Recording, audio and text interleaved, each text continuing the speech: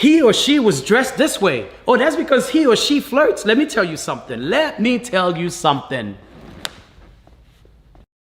Hey guys, it's Diamond's dad.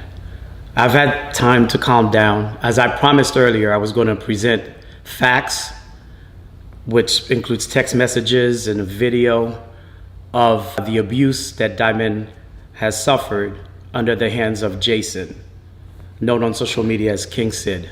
It's really troubling, and this is something that many people think it happens to a certain group of people. It wouldn't happen to me, but it's a very serious subject. And we did it as a family. We respect people's privacies. Everybody have their privacies. And I know a lot of Diamond's life is on social media, and so is Jason, King Sid. When I found out about what had happened, which I'm going to get into later, I didn't like it. It didn't feel good as a dad, as somebody who trusts both his daughter, Diamond, and thought that I could trust Jason. But I had to really dig in deep to be that bigger person. And even though it's something that I never thought that never even crossed my mind that it could happen to Diamond, but I had to really find out the best way to handle the situation. So we were handling the situation behind the scenes. However, as I had posted earlier, that Jason came out with just some made up story, him and his buddy, whatever his name is, Nate, went on social media trying to blast Diamond. Now, I read some of the comments, and look, everybody has the right to react, and most of you are her supporters. You know, some people watch, but they're not really supporters. They look into hate on people or whatever it may be. But most of you have given Diamond that support.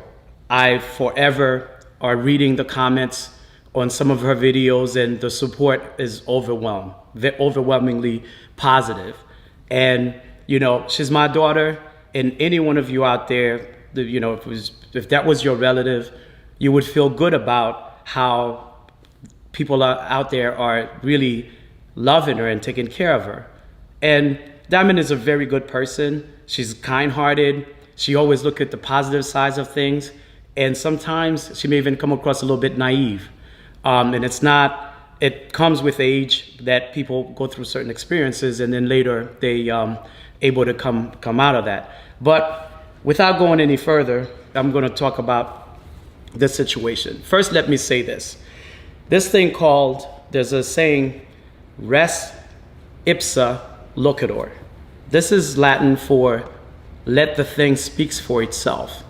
So therefore, I'm going to present these evidence, text messages, and like I said, a video, and you make your own judgment.